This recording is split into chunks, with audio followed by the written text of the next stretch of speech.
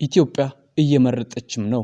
ምርጫ በኢትዮጵያ 2018 በተለያዩ ክልሎች የሚካሄደው ሰባተኛው ምርጫም ሲጠበቅ ቆይቶም በዛሬው ዕለትም እየተካሄደ ይገኛል።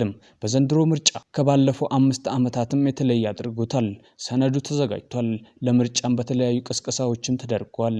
በተለያዩ ክልሎችም ማልደው ተነስተዋል። በመራጮች ምዝገባ ወቅትም ከተመዘገቡ ዜጎች በኋላም በቦርዱ በተወሰነው የድምጽ መስጫ ቀንም የተመዘገበው የምርጫ ጣቢያ በመሄድም ድምጽም እየተሰጠ ይገኛል። የድምጽ መስጫ ሂደት በሁሉም አቅጣጫዎችም በተመሳሳይ ሰዓትም ተጀምሯል። በዛሬው ዕለት ከጠዋቱ 12 ሰዓት እስከ ምሽቱ 12 ሰዓትም ድምጽ ሲሰጥ ይቆያል። ማንኛውም ዜጋ በጣቢያው በመገኘት በሙሉ ነፃነት ድምጽ የመስጠት ግዴታም ይኖርበታል። መራጮች ይበጃጅኛል ለሚሉት አካል ድምጽ ከሰጡበት ዕለት ጀምሮ በሚኖሩ ጊዜያትን ተግባራዊ ከሚደረጉ ሂደቶች መካከል አንዱ የሆነው የምርጫ ውጤት ይፋ ከተደረገ በኋላም ነው። የምርጫ ውጤቱን በጸጋ ተቀብሎ ወደሚቀጥለው የትግል ምዕራፍ መሻገር የአንድ የሰለጠነ ፖለቲከኛ አካሄድ መሆኑን የኢትዮጵያ ብሔራዊ ምርጫ ቦርድ ሰብሳቢ ወይዘሮ ሜላትወርቅ ኃይሉ ገልጸዋል። የኢትዮጵያ ብሔራዊ ምርጫ ቦርድ ለሰባተኛው ጠቅላላ ምርጫ ፖለቲካ ፓርቲዎች ፕሮግራሞቻቸውን ለሕዝብ አቅርበው መራጩ ሕዝብ በእውቀት ላይ የተመሰረተ ውሳኔ መስጠት እና ወኪሎቹን የሚመርጥበትን ስርዓት ለማስተባበር በማሰብ አስቀድሞ ፓርቲዎች የምርጫ ቅስቀሳ እንዲሁም የምርጫ ክርክር ክህሎት ማዳበሪያ የተግባር ልምምድ የታከለባቸውን ስልጠናዎች በባለሙያዎች እንዲሰጥ አድርጓል። በማስከተልም በዋና የፖሊሲ ጥናት ምሁራን የጥናት ባለሙያዎች በመታገዝ የፖለቲካ ፓርቲዎችን ፕሮግራም በማስጠናትና የትኛው ፓርቲ የትኛውን ርዕሰ ጉዳይ ላይ ቢወያይ ይሻላል የሚለውን የመለየት ስራ በጥንቃቄ በመለየትና ፓርቲዎችን ፍላጎታቸው የሚለካበት መረጃ በመሰብሰብ ስራው ሲሰራ ቆይቷል። የክርክሩ ሂደት ምን አይነት ቅርጽ ይኖረው የሚለው ላይ የሚዲያና የኮሙኒኬሽን ባለሙያዎች የተሳተፉበት ተከታታይ ውይይቶችን በማድረግ ከተለምዷዊ የክርክር ሂደት በተለየ መልኩ በመድረኩ ላይ ከክርክር ርዕሰ ጉዳዮች ጋር ግንኙነት ያለው ዘርፍ ላይ የሚሰሩ ገለልተኛ ተቋማትንና ከከፍተኛ ትምህርት ተቋማት የተጋበዙ ጥያቄ የመጠየቅ እድል የተሰጣቸው ታዳሚዎችም እንዲሳተፉ ተደርጓል። በዚህ ፖለቲካ ፓርቲዎች በልማድ በአንድ ወይም በሁለት አወያይ ብቻ ጥያቄ ቀርቦላቸው ከመመለስ ባለፈ ከታዳሚ በሚቀርብላቸው ጥያቄ የሕዝብን ፍላጎትን መረዳት እንዲለኩበት በሚያስችል የክርክር ቅርጽ ለመስጣት ተሞክሯል። ሌላው የክርክሩ ልዩ መለያ ቅርጽ ሆኖ ያለፈው በክርክሩ ወቅት በተከራካሪ ፖለቲካ ፓርቲዎች የሚነሱ ሀሳቦችና ማስረጃዎች የማጣራትና የሀቅ የማረጋገጥ ስራ በባለሙያዎች እንዲከናወን ተደርጓል። እያንዳንዱ ክርክር በሶስት አከራካሪ ባለሙያዎች ወይም የመድረክ መሪዎችና ከአራት ፖለቲካ ፓርቲዎች በተወጣጡ ሁለት ተሳታፊዎች ያሉበት በድምሩ 8 የተከናወነ ሲሆን አስቀድሞ የክርክር መሪ የተደረጉና በተለያዩ መገናኛ ብዙሃን ላይ ለረጅም ዓመታት የሰሩ ጋዜጠኞችና የኮሙኒኬሽን ባለሙያዎች የሚሳተፉበት ሲሆን ለነሱም የግንዛቤ ማስጨበጫ ስልጠና ተደርጓል። እነዚህም አከራካሪ ባለሙያዎች ለፖለቲካ ፓርቲ ዝርዝራቸው ለፖለቲካ ፓርቲ ተልኮ የፖለቲካ ፓርቲዎችም ስለ ገለልተኝነታቸው አስተያየታቸውን እንዲሰጡ ተደርጓል። ቦርዱ እነዚህን ሁሉ ጥረቶች በሰባተኛው ጠቅላላ ምርጫ የሚፎካከሩ ፓርቲዎች ከመቼውም ጊዜ በላይ ፖሊሲዎቻቸውን የሚያስተዋውቁበትና አንዳቸው ከሌላቸው የሚለዩበትን ወይም የሚመሳሰሉበትን ፕሮግራም እና ዓላማ በግልጽ ለሕዝብ የሚያሳውቁበትን አጋጣሚ ፈጥሯል ብሎ ያምናል ቦርዱ። በዚህም መረዳት መራጩ ስለ ፓርቲዎቹ በቂ ግንዛቤ ኖሮት ድምጽ የሚሰጥበትንም እድል አመቻችቷል። አንዳችን ሌላችንን ሀሳብ ለመስማትና ለማዳመጥ ትዕግስታችን የሚፈተንበት ዘመን ላይ ያለን ብንሆንም ይህ ችግር የሀገራችን ብቻ ሳይሆን በሌሎች ሀገሮችም የሚስተዋል ቢሆንም የፓርቲዎች የተለያየ ፖሊሲና ፕሮግራሞችን በዚህ መንገድ ማስተዋወቃቸው ከፍተኛ አስተዋጽኦ አድርጓል ብለን እናምናለን።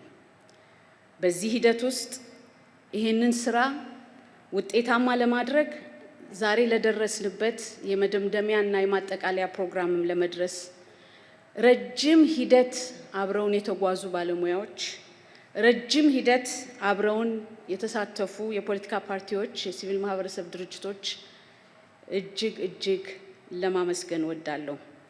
በዚህ የክርክር ሂደት የቦርዱ ምክትል ሰብሳቢ ላደረጉት ከፍተኛ አስተዋጽኦ እጅግ አድርጌ ማመስገን እወዳለሁ። ከዚሁ ጋራ ይሄንን የክርክር መድረክ በመሪነት ጥያቄ በመጠየቅ በጣም አስደናቂ የሆነ ህዝብ ስሜት ኖሮት እንዲያዳምጥ ያደረጉ የፖለቲካ ፓርቲዎችን ያቀረቧቸውን ክርክሮች ያንን ክርክር ለማቅረብ የተዘጋጁበትን የሄዱበትን መንገድ ሁሉ የሚያሳይ ስለሆነ በዚህ ሂደት ለተሳተፉ የፖለቲካ ፓርቲዎችም ከፍተኛ ምስጋና ማቅረብ እወዳለሁ። ለዚህ ፕሮግራም መሆን ከረጅም ጊዜ በፊት ጀምሮ ስልጠና በመስጠት ከኛ ጋራ በመሆን አሁን ዛሬ የተቀበላችኋቸውን ወይም የምትቀበሏቸውን የተለያዩ ጽሁፎችና ሰነዶች ሁሉ በማደራጀት ጭምር ከኛ ጋራ የተሳተፉ የኮሚኒኬሽን ባለሙያዎችንና የምርምር ባለሙያዎችንም እጅግ አድርጌ ማመስገን እፈልጋለሁ። የክርክሩን መድረክ በሚያስደንቅ ሁኔታ ጥያቄን በመጠየቅ በመሞገት በመከራከር ደግሞ ዛሬ ይህንን መድረክ እንደዚህ አስደናቂ በሆነ ሁኔታ የሚመሩትን ተወካዮች ሆነው የቀረቡትን ሁለት ባለሙያዎችና እንደነሱ ያሉትን መድረኩን የመሩልንንም የሚዲያ ባለሙያዎች እጅግ አድርጌ ለማመስገን ወዳለሁ። ከዚሁም ጋራ ይህንን ፕሮግራም በተለያየ ሰዓት እየተቀበሉ የተጨናነቀ ፕሮግራማቸውን እያስተካከሉ ፕሮግራሞቻችንን ለኢትዮጵያ ሕዝብ እንዲያቀርቡ የረዱንን በክልልም በፌዴራልም ያሉ የነኚህን መገናኛ ብዙሃንም በዚህ አጋጣሚ እጅግ አድርጌ ለማመስገን ፈልጋለሁ። መልካም ጊዜ። አመሰግናለሁ። ዛሬ ሚሊዮኖች ማልደው ወጥቷል። ምርጫችን የኛ መገለጫ ነው ሲሉም ተደምጧል። ኢትዮጵያ የሚበጀውን የሚያበጃጀውን መዝኖ እየመረጠች ትገኛለችም። ምርጫ ቦርድ ነፃ፣ ፍትሃዊና ገለልተኛ ሆኖ ለመስራት እስከ መጨረሻው ጥረት ይደረጋልም። ከታዛቢዎች መካከልም የተለያዩ የአፍሪካ መሪዎችም ተገኝተዋል። ኡሁሩ ኬንያታም አዲስ አበባ ይገኛሉ። የአፍሪካ መገለጫ የሆነችው አዲስ አበባ እንግዶቿ ተቀብላ ምርጫም እያካሄደችም ትገኛለችም። ዛሬ ታሪካዊ ቀን ነው። ኢትዮጵያ ትሞሸራለች። የውሳኔ ቀን። ህዝብ በየክልሉ ወጥቶ የምርጫ ካርዱን አዘጋጅቶ በመምረጥ ወደፊት ይሆነኛል የሚለውን የሚያበጃጀኝን የሚለውን ይመርጣል። ኢትዮጵያ እየመረጠች ትገኛለችም።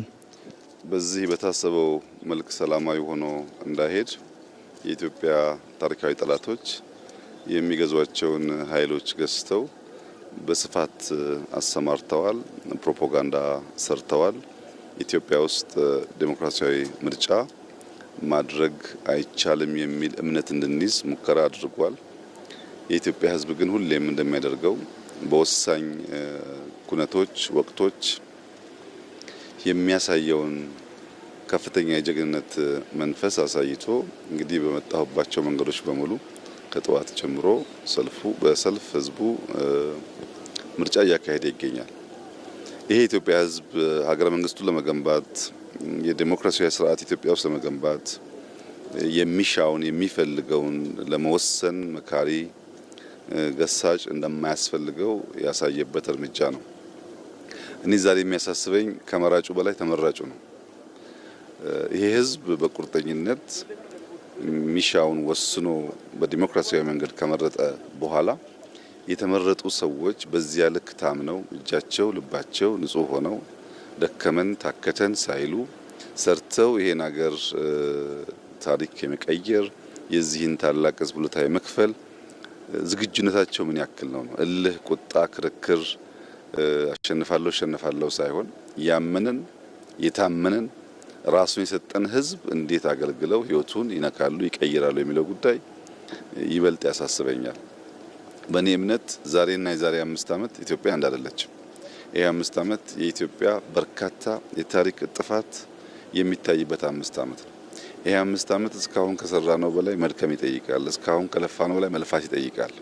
እስካሁን ካሰብነው በላይ ማሰብ ይጠይቃል። እስካሁን ከተደመርነው በላይ መደመር ይጠይቃል። የትናንትናዋ ኢትዮጵያ በሚቀጥለው 5 ዓመት አናያትም።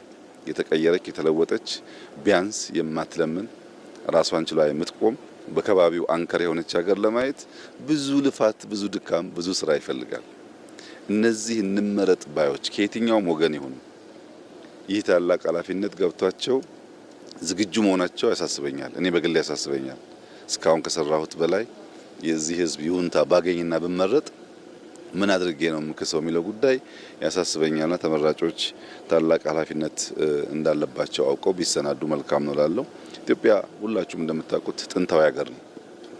ስርዓት ያውቃል፣ መንግስት ያውቃል፣ በሚያስፈልግ ጊዜ መሰብሰብን ያውቃል፣ በሚያስፈልግ ጊዜ መዝመትን ያውቃል፣ በሚያስፈልግ ጊዜ ዋጋ መክፈልን ያውቃል። ይሄን ህዝብ በትናንሽ ፕሮፓጋንዳ ሸብረክ ማድረግ አይቻልም። ታላቅነቱን ግን ያከበረንን አክብረን እየመረጠንን ሰርተንለት ህይወቱን ቀይረን ነክተን የምናልፍ ከሆነ ለሁላችንም ዊን ዊን ይሆናል። ሁላችን አሸናፊ እንሆናለንና አስደማሚ ጊዜ ነው። ታላቅ የዲሞክራሲ ስርዓት ግንባታ የሚታይበት ጊዜ ነው። ይሄ ጉዳይ ተጠናክሮ እንዲቀጥል ሁላችን እንድንበረታ፣ ያሸነፉ በታማኝነት እንዲያገለግሉ፣ የተሸነፉ ደግሞ በጸጋ ውጤቱ እንዲቀበሉ ማሳሰብ ፈልጋለሁ። በዚህ ቦታ የሚመጣውን ውጤት በጸጋ ለመቀበል በእኛ በኩል ዝግጁ ነን። ህዝቡ ላደረገው አጠቃላይ ተጋድሎ እና ጀግንነት ከፍተኛ ምስጋና ማቅረብ ፈልጋለሁ። የምርጫ አስፈጻሚዎች ላደረጉት ተጋድሎ እንዲሁም ማመስገን ፈልጋለሁ። የሚዲያ ሰዎችም በየቦታው ተገኝታችሁ ለምታደርጉ ስራ ማመስገን ፈልጋለሁ። ኢትዮጵያ ትቀጥላለች፣ ኢትዮጵያ ትበለጽጋለች፣ የኢትዮጵያ ታሪክ ይቀየራል። በኢትዮጵያ ውስጥ ጠንካራ ሀገረ መንግስት እንገነባለን። ልጆቻችን እኛ በምንሄድበት የዳዴ መንገድ እንደማይጓዙ ዳግም በእርግጠኝነት መግለጥ እወዳለሁ። እጅግ አድርጌ አመሰግናለሁ።